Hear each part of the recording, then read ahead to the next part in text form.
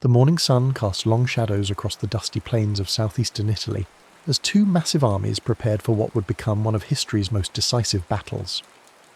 The year was 216 BCE, and the Second Punic War had already raged for 2 brutal years, transforming the Western Mediterranean into a theatre of unprecedented destruction and ambition. On one side stood Rome, the rising power whose legions had conquered most of Italy through disciplined warfare and relentless expansion. On the other stood Carthage, the ancient maritime empire whose very existence now hung in the balance, represented by a polyglot army led by one of history's most brilliant military minds. The conflict had begun 2 years earlier when Hannibal Barca, the young Carthaginian general, had done the unthinkable. Rather than accept Rome's growing dominance or fight a conventional naval war in the Mediterranean, he had chosen to strike at the heart of Roman power by launching an audacious overland invasion of Italy itself. The journey had been legendary in its scope and suffering. Hannibal had marched his diverse army of Africans, Spaniards and Gauls through the treacherous passes of the Alps, losing nearly half his men to cold, starvation, and the fierce resistance of mountain tribes. Yet what remained was a hardened, veteran force that had already proven its mettle against Roman armies. The shock of Hannibal's appearance in northern Italy had reverberated through Rome like an earthquake. For centuries the Romans had fought their wars on foreign soil, pushing their boundaries ever outward while their homeland remained secure behind the natural barriers of sea and mountain. Now, suddenly enemy forces were ravaging the fertile plains of the Po Valley, and Roman citizens were fleeing their farms as Carthaginian cavalry thundered across fields their families had tilled for generations. The first encounters had gone disastrously for Rome. At the Trebia River in 218 BCE, Hannibal had demonstrated his tactical genius by drawing a Roman army into a carefully prepared ambush. Using the bitter December cold and his superior knowledge of the terrain, he had positioned troops in hidden positions along the riverbank. When the Roman legions crossed the icy waters to engage what they believed was Hannibal's main force, they found themselves attacked from all sides by fresh troops who had been concealed through the night. The slaughter had been comprehensive, with thousands of Roman soldiers cut down in the freezing mud or drowned in the swollen river. The following year brought an even more stunning defeat at Lake Trasimene. Here, Hannibal had perfected the art of the ambush on a massive scale. He had positioned his army in the hills overlooking the narrow pass between the lake and the mountains, then waited for the pursuing Roman army to march into what was essentially a killing ground. As morning mist rose from the lake, obscuring visibility, the Carthaginians had fallen upon the Roman column from 3 sides simultaneously. The consul Gaius Flaminius had died in the fighting, and his army had been virtually annihilated. So complete was the destruction that it took days for news of the disaster to reach Rome, and when it did, panic gripped the city. In response to these catastrophes, Rome had turned to Quintus Fabius Maximus, a cautious general who understood that conventional tactics would only lead to further disasters against Hannibal's superior generalship. Fabius had adopted a strategy of harassment and attrition, avoiding pitched battles while constantly shadowing the Carthaginian army. His troops would strike at Hannibal's foragers, cut off stragglers, and deny the enemy army the decisive victory it sought, while protecting Roman towns and supply lines. This approach, which came to be known as Fabian tactics, had frustrated Hannibal's attempts to force a conclusive engagement, and had earned Fabius the mocking nickname Cunctator, the delayer. But the Roman Senate and people had grown impatient with this cautious approach. The sight of enemy troops ravaging Italian soil while Roman armies seemed to cower in the hills was more than Roman pride could bear.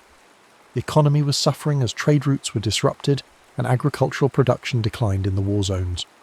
Perhaps most importantly, Rome's network of Italian allies was beginning to waver as they questioned whether their powerful patron could truly protect them from this Carthaginian threat. The pressure for decisive action had reached a crescendo in the spring of 216 BCE, when 2 new consuls were elected to lead Rome's military response. Gaius Terentius Varro represented the popular party and the common people's demand for aggressive action against the invaders. He was a man of humble origins who had risen through Rome's cursus honorum through political skill and populist appeals rather than military distinction. His speeches in the Forum had electrified crowds with promises to end the war quickly through bold offensive action. Lucius Aemilius Paulus, by contrast, represented the aristocratic faction and favoured a more measured approach. He was a seasoned general who had commanded legions in previous campaigns and understood the complexities of warfare against a cunning enemy like Hannibal.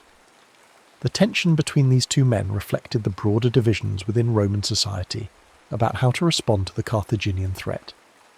Varro accused the aristocrats of cowardice and self-interest, claiming they prolonged the war to maintain their commands and enrich themselves at the state's expense.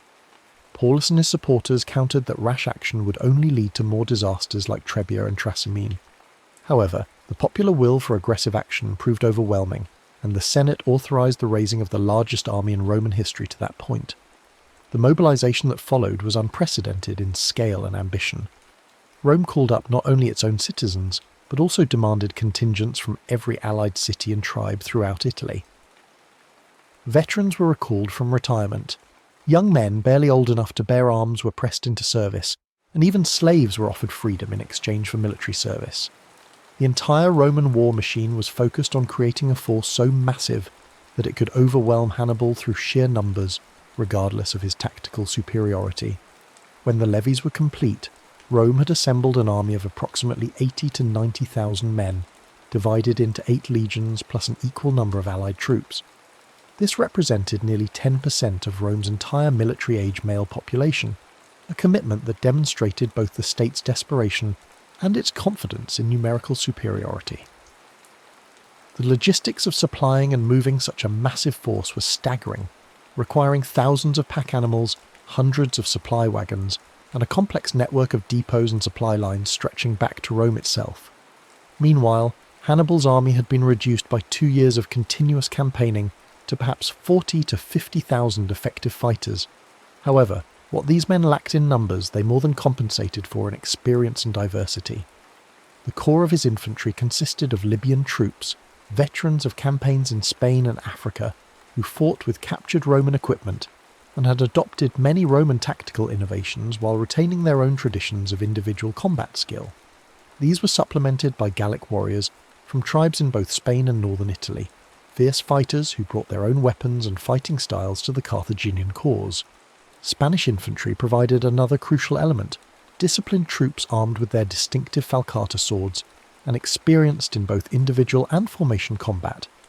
But perhaps Hannibal's greatest advantage lay in his cavalry, which was both more numerous and far superior in quality to anything the Romans could field.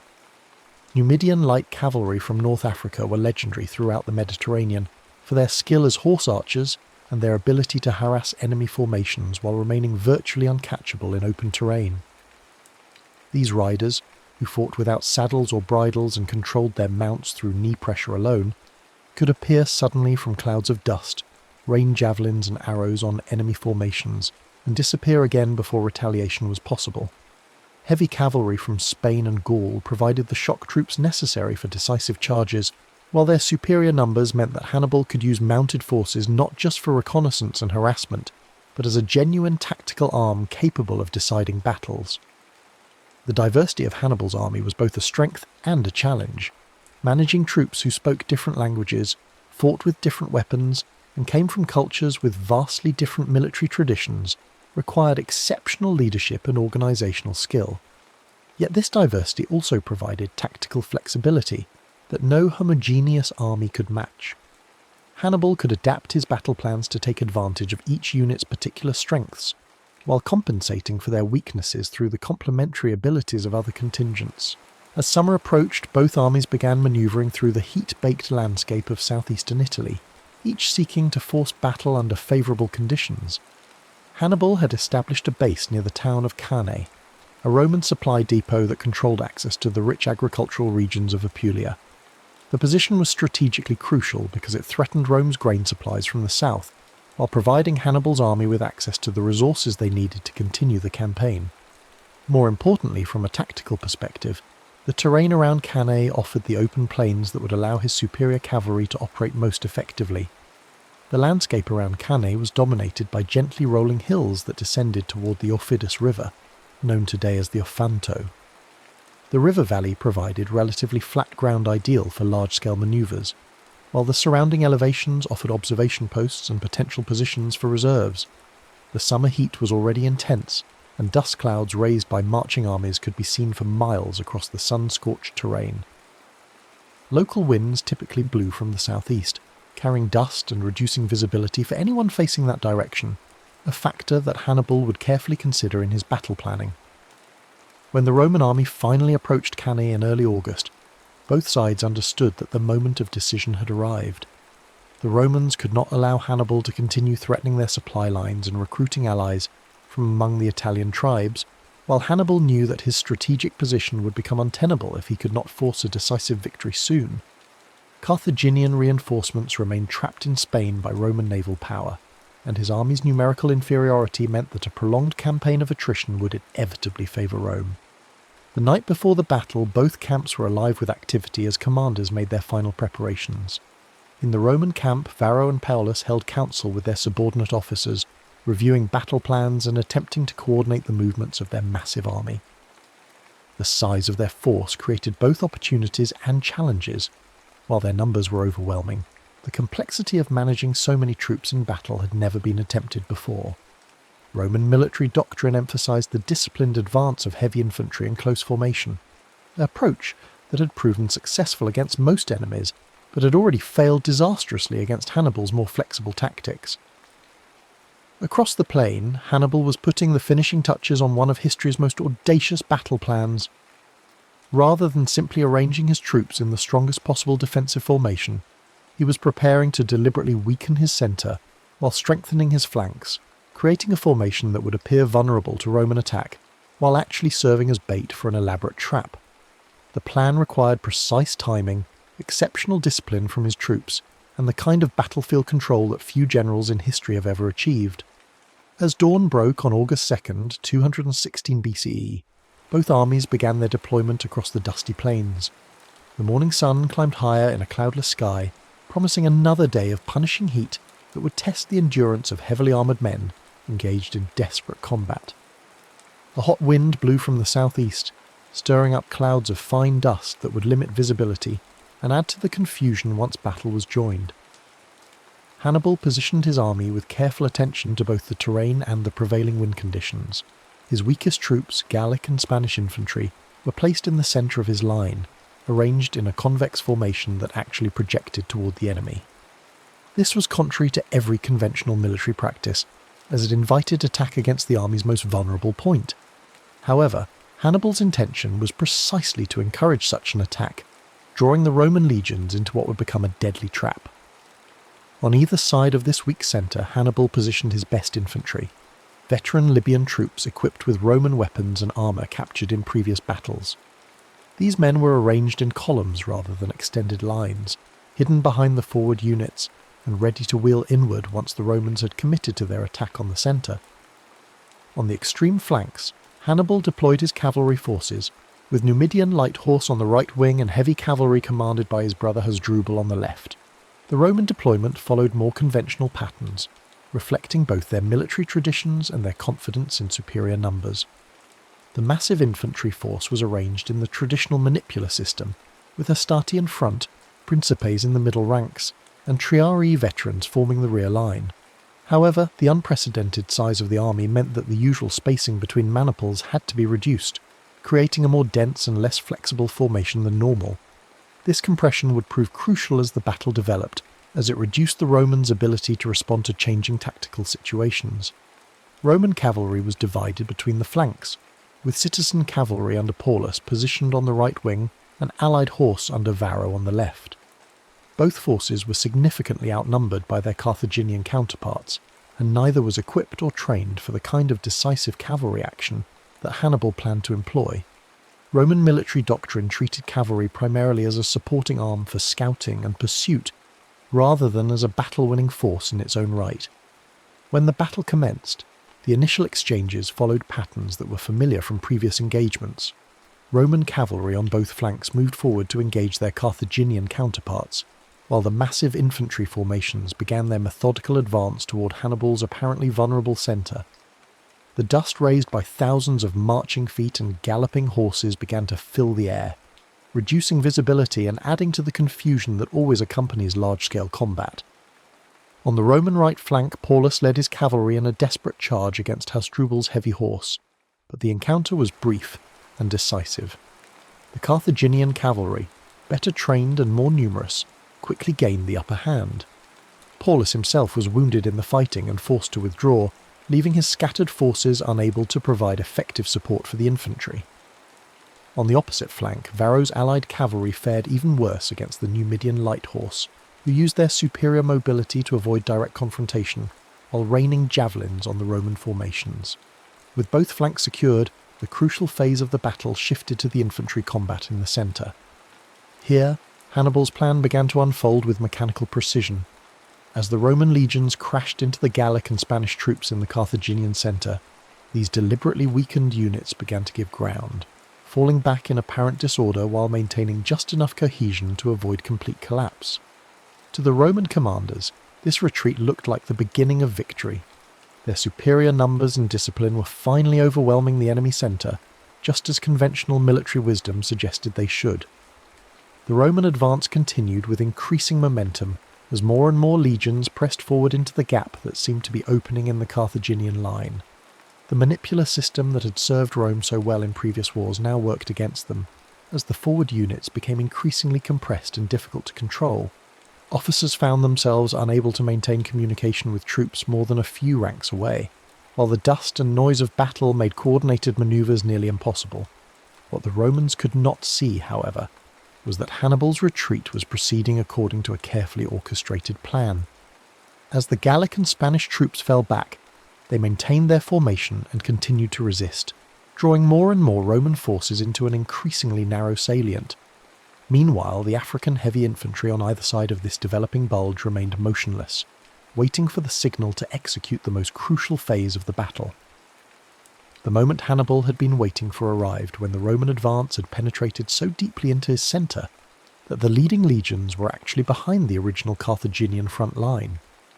At this point, the African infantry on both flanks received their orders and began to wheel inward, turning to attack the exposed sides of the Roman formation. These troops, fresh and unengaged until this moment, struck the surprised Romans with devastating effect. Simultaneously, Hasdrubal's cavalry, having routed the Roman horse on their front, swept around the rear of the battlefield to attack the Roman infantry from behind. The Numidians joined this assault, and suddenly the massive Roman army found itself attacked from 4 directions simultaneously. What had begun as an apparently successful advance had become a desperate fight for survival, with Roman legions trapped in an ever-tightening circle of enemies. The encirclement that followed was both tactically brilliant and strategically devastating. As the Carthaginian forces contracted their circle, the Romans found themselves compressed into an increasingly small space, where their numerical superiority became a liability rather than an asset. Men could not wield their weapons effectively in the crush, officers could not maneuver their units, and panic began to spread through the ranks as soldiers realized the full extent of their predicament. The slaughter that followed was methodical and comprehensive. Trapped Romans were cut down by spears and swords, trampled by their own comrades, or simply crushed in the press of bodies as the Carthaginian circle grew ever smaller. Some attempts were made to break out of the encirclement, but these were quickly suppressed by fresh Carthaginian troops who had been held in reserve for exactly this purpose. The superior training and equipment that had made Roman legions so effective in open battle became meaningless in the confused melee that the battle had become. Paulus, the consul who had favoured caution, died fighting in the ranks alongside his men, refusing offers of escape and choosing to share the fate of the soldiers he had led into disaster. His colleague Varro managed to escape with a small body of cavalry, but the vast majority of the Roman army was either killed or captured. The casualties were staggering even by the brutal standards of ancient warfare. Estimates suggest that between 50 and 70,000 Romans died on the field of Cannae, making it one of the bloodiest single days in military history. Among the dead were not just common soldiers, but much of Rome's military and political leadership. 80 senators perished in the battle, along with numerous other magistrates, officers, and members of prominent families. The cream of Roman society had been wiped out in a single afternoon, leaving the state facing not just military defeat, but a crisis of leadership that threatened its very survival. When news of the disaster reached Rome, the city was gripped by panic unlike anything in its history. Citizens fled to their homes, shops closed, and rumours spread that Hannibal was already marching on the city. The Senate met in emergency session to coordinate what seemed like preparations for a siege, while magistrates struggled to maintain order among a population that had suddenly realised their apparent invincibility was an illusion. Yet perhaps the most remarkable aspect of the aftermath was Hannibal's decision not to march immediately on Rome itself. His officers urged him to advance on the capital, while panic still gripped the city, and before the Romans could organise new defences. Some historians suggest that the city might indeed have fallen if Hannibal had struck immediately, while the psychological impact of Cannae was still paralysing Roman resistance. Instead, Hannibal chose to consolidate his victory by attempting to break up Rome's system of alliances throughout Italy. He released captured allied troops without ransom, hoping to convince them that Carthage offered better terms than Rome. He sent diplomatic missions to wavering Italian cities, promising favourable treatment to those who abandoned the Roman cause. This strategy was not without success.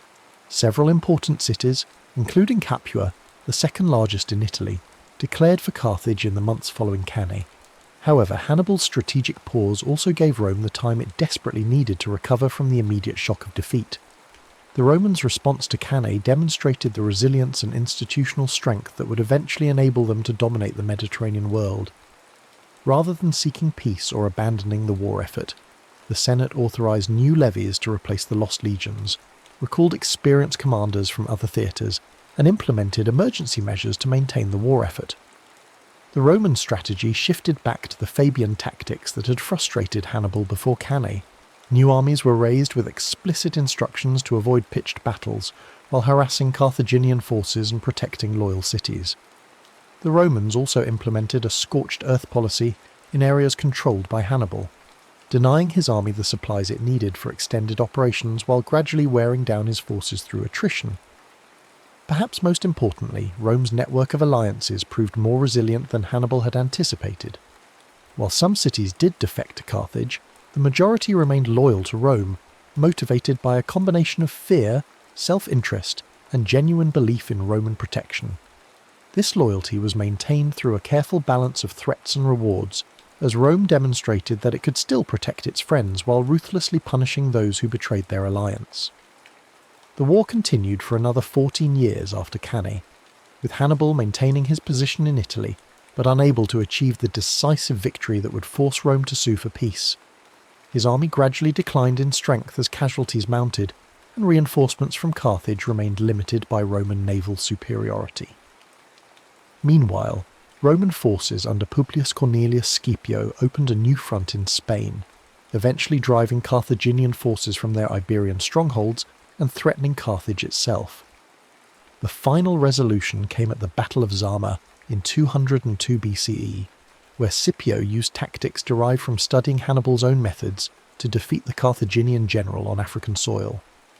The irony was complete when Scipio, later surnamed Africanus in honour of his victory, employed a modified version of the double envelopment that Hannibal had perfected at Cannae to achieve Rome's ultimate triumph in the Second Punic War. The Battle of Cannae's influence on military thinking extended far beyond the immediate conflict between Rome and Carthage. The double envelopment manoeuvre that Hannibal executed so brilliantly became the gold standard for tactical excellence, studied and emulated by generals throughout history.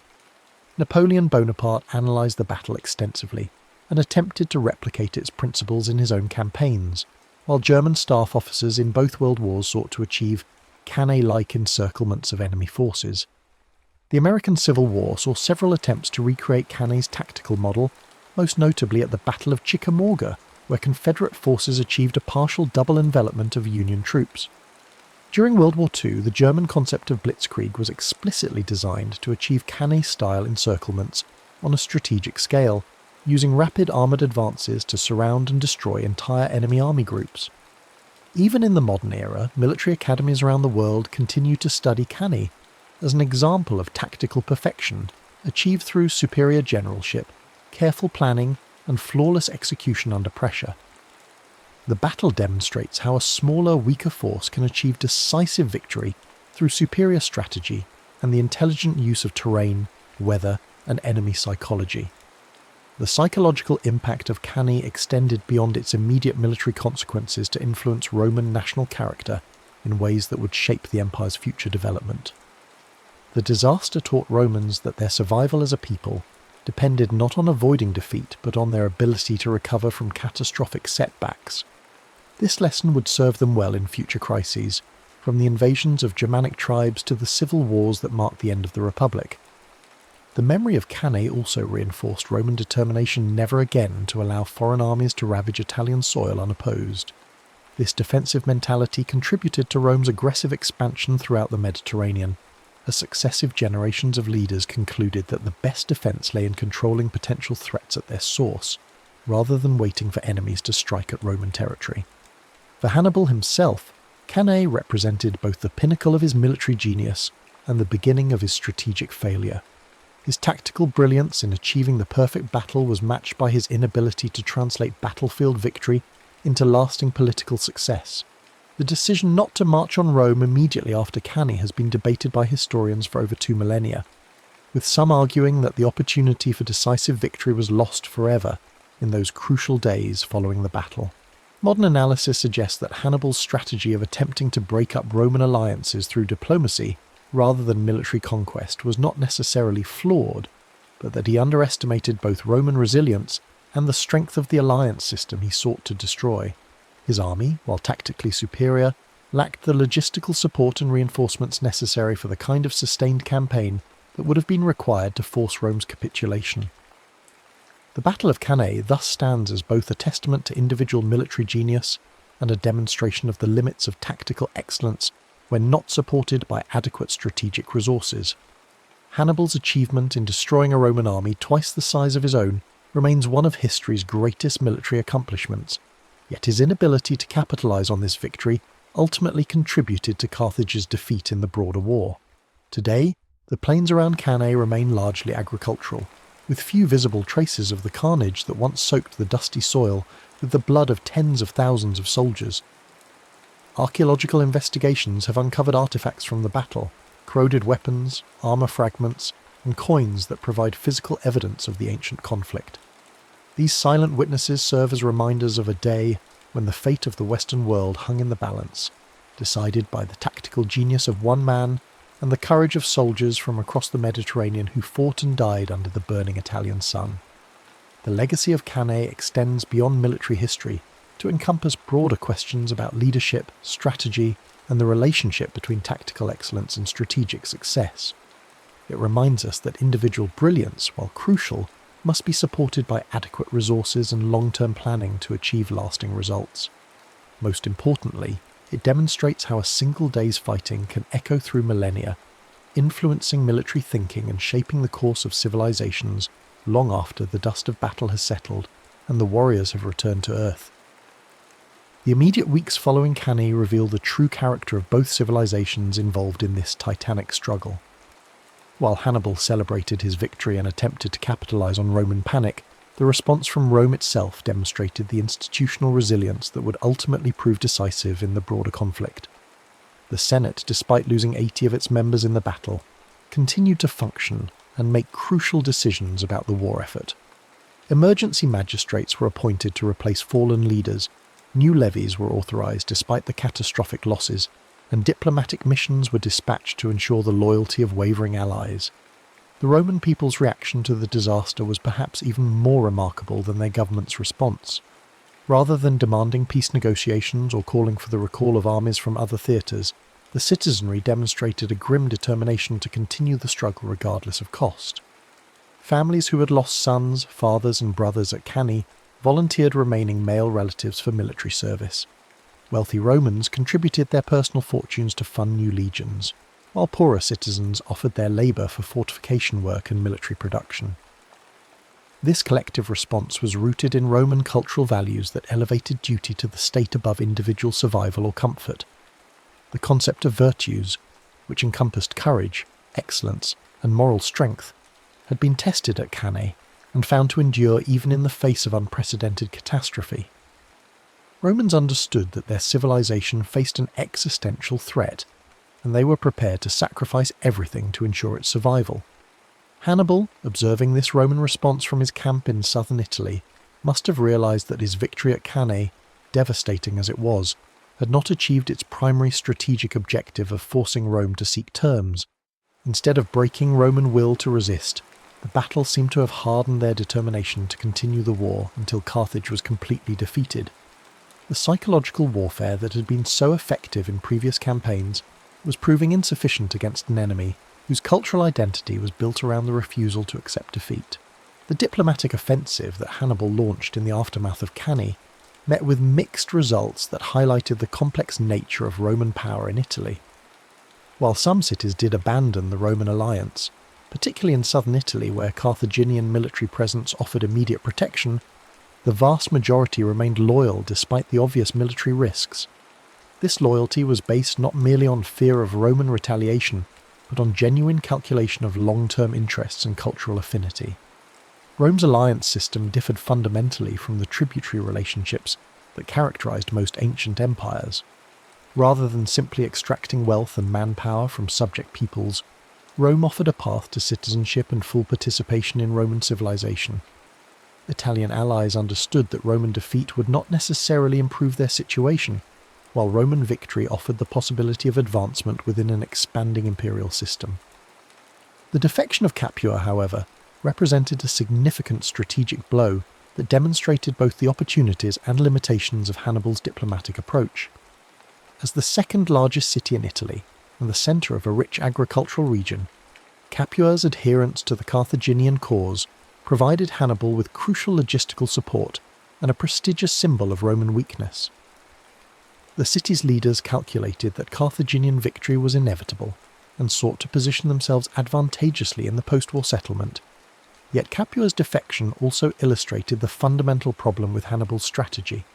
The city's decision was based on the assumption that Carthaginian military success would continue indefinitely, and that Rome lacked the resources to recover from defeats like Cannae. When these assumptions proved incorrect, Capua found itself isolated and vulnerable to Roman retaliation, ultimately suffering a brutal siege and harsh punishment that served as an object lesson to other potential defectors. The gradual shift in Roman strategy following Cannae demonstrated remarkable institutional learning and adaptability. The appointment of Marcus Claudius Marcellus as a key military commander marked the beginning of a more aggressive approach that combined Fabian harassment tactics with opportunistic strikes against isolated Carthaginian forces. Marcellus earned the nickname Sword of Rome for his willingness to engage Hannibal's army when circumstances offered reasonable chances of success. This evolving Roman approach was exemplified in the Siege of Syracuse, where Marcellus demonstrated that Roman forces could still achieve decisive victories against sophisticated opponents. The lengthy siege showcased Roman engineering capabilities and logistical endurance, while the eventual capture of the city eliminated a potential source of support for Carthage in Sicily. The death of Archimedes during the siege, despite Roman orders to capture him alive, symbolized the tragic costs of the broader conflict. Meanwhile, the emergence of Publius Cornelius Scipio as a major Roman commander marked the beginning of a new phase in the war that would ultimately lead to Carthaginian defeat. Scipio's campaigns in Spain demonstrated that Roman military leadership was learning from earlier defeats and developing new tactical approaches specifically designed to counter Carthaginian advantages. His victory at the Battle of Ilipa showed that Roman generals could now match Hannibal's own tactical innovations, using flexible formations and coordinated attacks to defeat experienced Carthaginian armies. The psychological warfare that had been such a crucial element of Hannibal's early successes was gradually losing its effectiveness as Roman commanders gained experience fighting Carthaginian forces. The terror that had gripped Roman armies after Trebia and Trasimene was replaced by a more pragmatic understanding of Carthaginian strengths and weaknesses. Roman soldiers learned that Carthaginian troops, despite their tactical superiority, were mortal men who could be defeated through proper preparation and execution. Hannibal's position in Italy became increasingly precarious as the war dragged on without decisive results. His army, while still formidable, was slowly being worn down by constant campaigning and the inability to secure adequate reinforcements from Carthage. The diversity that had once been a source of tactical flexibility was becoming a liability as different ethnic contingents began to lose cohesion and fighting effectiveness. The arrival of Hasdrubal Barca with a second Carthaginian army offered the prospect of reinforcing Hannibal's position and potentially achieving the decisive victory that had eluded him since Cannae. However, the Battle of the Metaurus River in 207 BCE, where Roman forces intercepted and destroyed Hasdrubal's army, eliminated this last hope for Carthaginian success in Italy. When Hasdrubal's severed head was thrown into Hannibal's camp, it symbolised not just personal loss, but the definitive end of Carthaginian strategic hopes in the Italian theatre. The final phase of the Second Punic War saw the conflict's centre of gravity shift from Italy to Africa as Scipio launched his invasion of Carthaginian home territory. This strategic reversal, which forced Carthage to recall Hannibal from Italy to defend the homeland, demonstrated how completely the strategic initiative had passed to Rome. The very tactics that Hannibal had used to threaten Rome were now being employed against Carthage itself. The Battle of Zama in 202 BCE provided a fitting conclusion to the military career of history's greatest tactical genius. Facing Scipio on the plains of North Africa, Hannibal found himself commanding an army that lacked the cavalry superiority and tactical cohesion that had made his earlier victories possible. Scipio, having studied Hannibal's methods throughout the war, employed a modified version of the double envelopment to achieve decisive victory against his former tormentor. The irony of Hannibal's defeat was that it came through the application of his own tactical innovations by an enemy who had learned from repeated defeats. Scipio's victory at Zama represented not just Roman military success, but the triumph of institutional learning over individual genius. Where Hannibal had relied on personal tactical brilliance, Rome had developed systematic approaches to warfare that could be employed by competent commanders even in the absence of exceptional talent. The peace treaty that ended the Second Punic War reduced Carthage to a client state of Rome, stripped of its navy, most of its territory, and any capacity for independent military action. The terms were deliberately harsh, designed to ensure that Carthage could never again threaten Roman supremacy in the Mediterranean. Hannibal himself was eventually forced into exile, spending his remaining years as a military advisor to various eastern kingdoms that opposed Roman expansion. The transformation of the Mediterranean world following Cannae and the Second Punic War established patterns that would dominate international relations for centuries. Rome's victory demonstrated that tactical brilliance, while important, was ultimately less decisive than strategic resources, institutional resilience, and the ability to learn from defeat. These lessons would guide Roman expansion throughout the Mediterranean and beyond, creating an empire that endured for over a millennium. The cultural impact of Cannae on Roman society extended far beyond immediate military consequences.